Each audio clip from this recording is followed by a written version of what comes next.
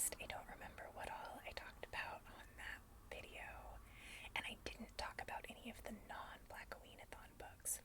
So, if you've watched that video, this one might get a little repetitive for you, but I hope you enjoy it anyway.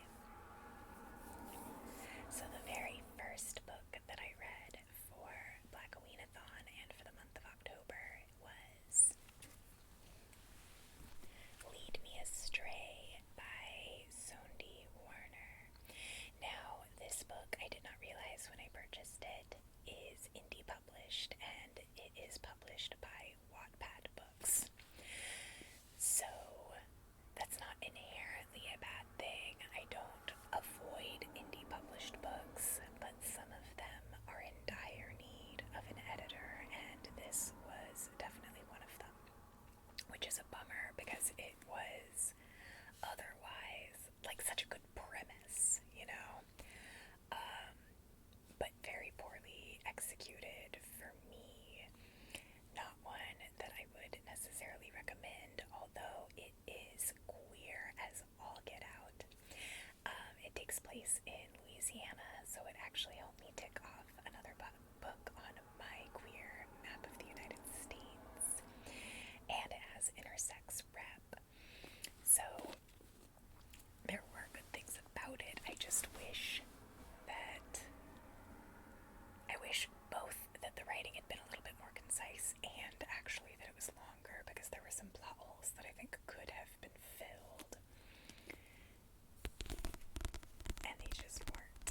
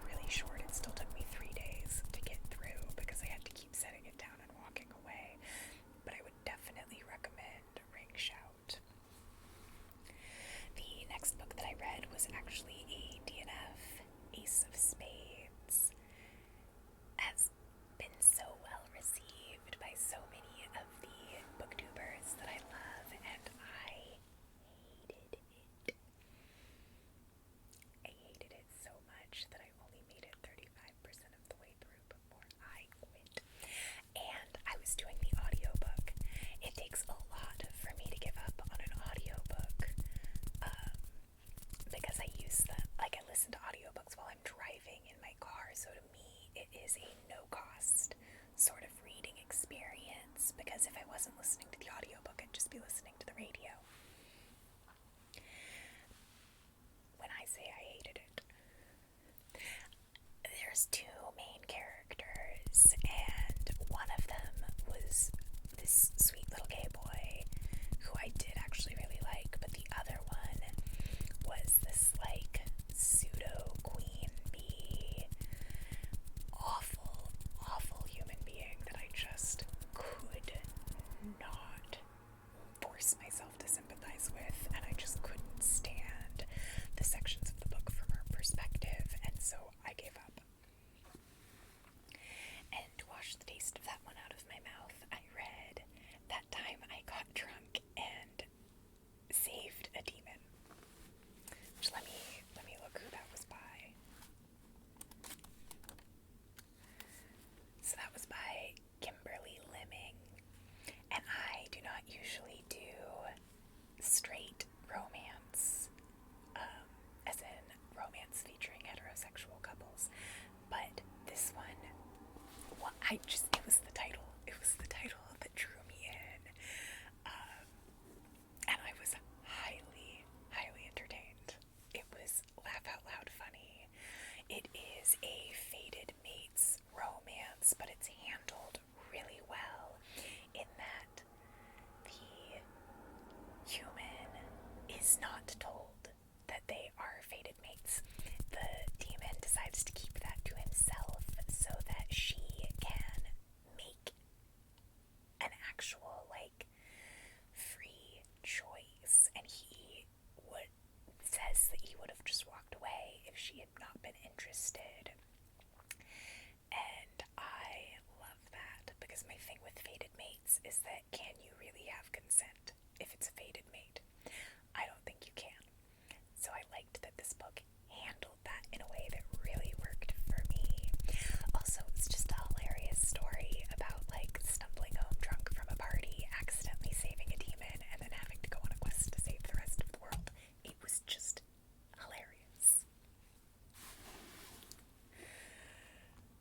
The next book that I read was White is for Witching. I did not like that one. It was incompatible writing styles. Let's see, that was by... who was that by? Helen Oyeyemi, I think. So I like dreamy, weird, unreliable narrator floating through the story, and that's exactly what this was. So I feel like I should have liked it, but the writing style just was not working for me. And it was like really, yeah, that was it. It was just the writing style just didn't work for me. The next book that I finished was My Soul to Keep by Tananarive Due. This was, I am a very character-driven reader. So in this case, it's like the opposite of White is for Witching. The writing style was fantastic, but I hated the characters. I think by the end of the book, I had the audiobook turned up to like 3 times speed, just trying to get through it, because I was interested enough in the story that I wanted to see where it went, but I could not stand Dawid or Jessica. I was kind of rooting for both of them to be dead by the end of the book, which is not very kind of me. But yeah, no, 1 star. Will not be revisiting that series, will not be continuing on. I did read a different Tananarive Due book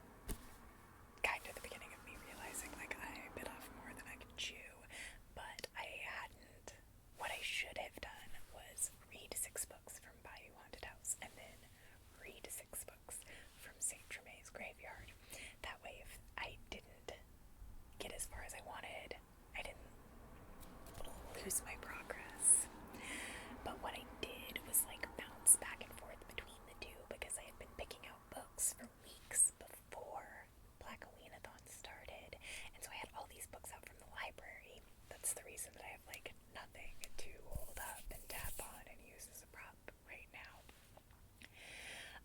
So I was just trying to get through all of these library books, so I was feeling like an element of stress of trying to finish them before their due dates, and I was hopping back and forth between the two prompts, so if I didn't manage to finish at least 5 books from each prompt, I didn't get the investigator thorough roll, which is the one that like rolls over to be the like grand investigator. I can't remember the name of it.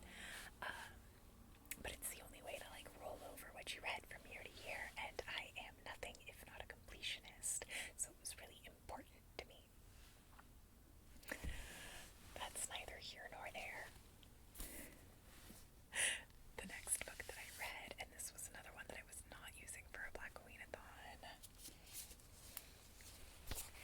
Even Though I Knew the End by C.L. Polk. So C.L. Polk, they are black, but part of Black Queen-a-thon is black authors, black characters, and I don't think the characters in this book were black.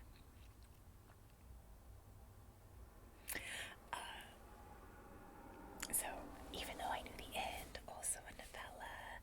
This is a lesbian Catholic mysticism historical novella. It's set in the 1940s in Chicago. Yeah. So our main character has sold her soul, and her time is coming up, and she's offered a deal to get her soul back. And that is what she desperately wants to do so that she can live happily ever after with her girlfriend. And I loved this. I love Catholic mysticism. I love a historical fantasy. And I love, a sapphic storyline. So this was right up my alley. Highly enjoyed. And kind of in a funny coincidence, a whole bunch of other people in my vintage sewing group Discord for a Patreon all ended up getting it from the library at the same time, and so there was like 7 or 8 of us all reading it at once and all being like, wow, this story is really good.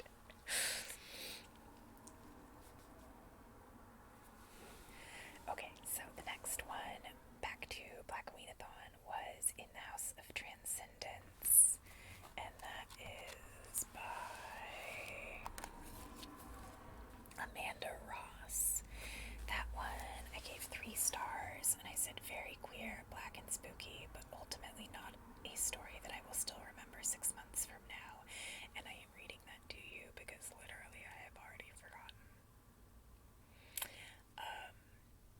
It's set in Atlanta, Georgia, I think, or maybe Savannah, Georgia at the very least. And our main character is a necromancer. She can see ghosts. She ends up meeting up with some other witches. It was very black, it was very queer, but ultimately it was very forgettable for me. Okay, so the next one that I read was The Good House by Tanana Reevdu. This was the group read for Bayou Haunted House, and I liked this way the heck better than My Soul to Keep. I like Tanana Reevdu's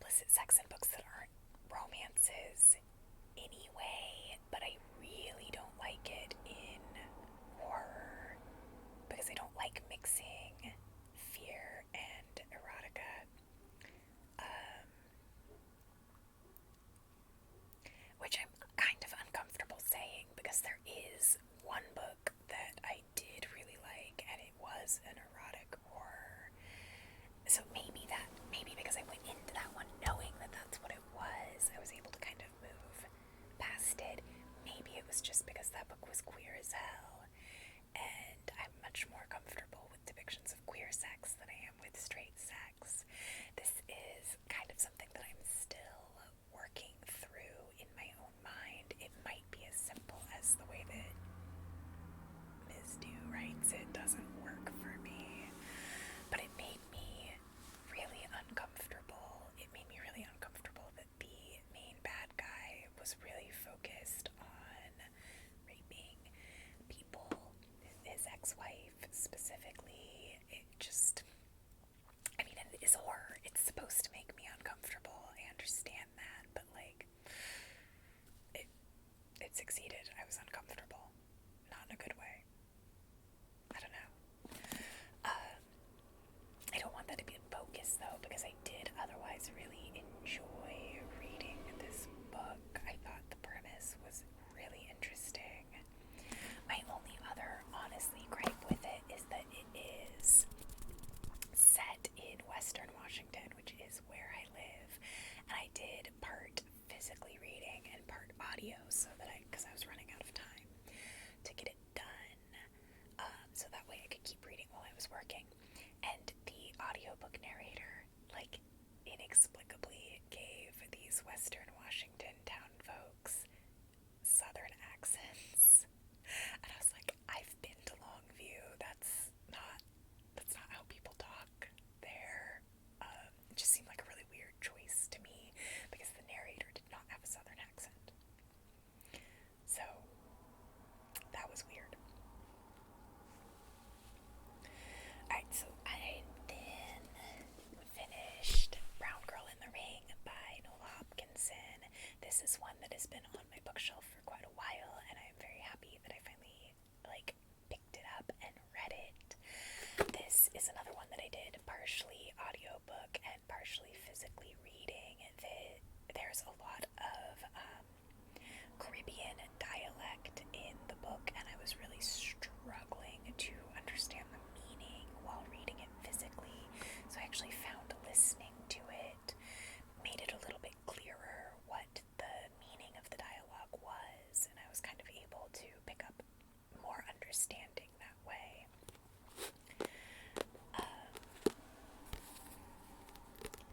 Yeah, so this is sort of pseudo-post-apocalyptic. Takes place in Canada and has a lot of voodoo elements, or voodoo. I don't actually know the right way to pronounce it. But yeah, I enjoyed this book. I'm glad that I read it.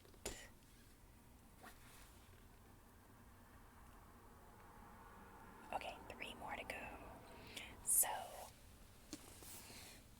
I absolutely love Ross Gay. The Book of Delights is indeed delightful, and this is Inciting Joy. It is a collection of essays. I was interspersing these essays all month to insert some joy into my horror reading and kind of keep myself from just drowning in yuck. And it worked.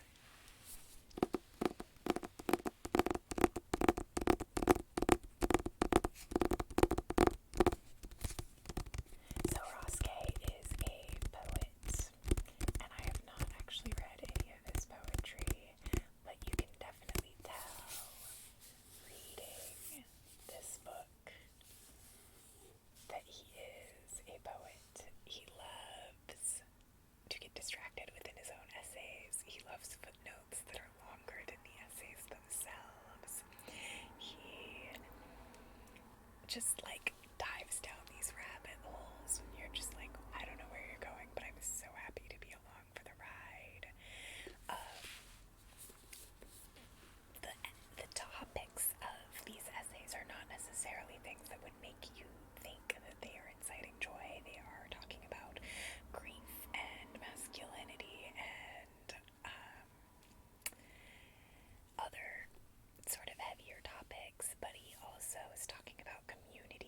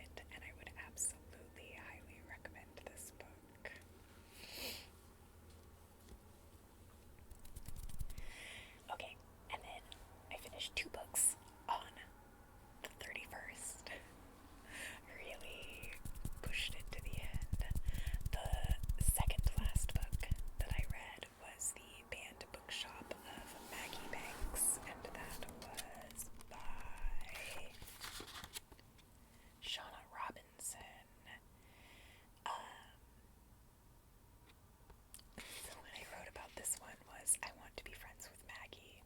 I really liked this story. It did a great job using its fake author slash story to comment on fiction reading genres. My only complaint is that Maggie didn't need to be lying to her friend, and that lie added an uncomfortable element of stress for me in an otherwise lighthearted story. So this book on Storycraft is like 90% rated lighthearted, and it is a lighthearted story. You can tell from the outset that everything is going to be okay, but Maggie, maybe, I mean, okay, one, I don't usually read contemporary fiction, so this is a total departure from my usual genre. But I was just like, why is she lying? Why is she lying to her friend? This makes no sense. There is no need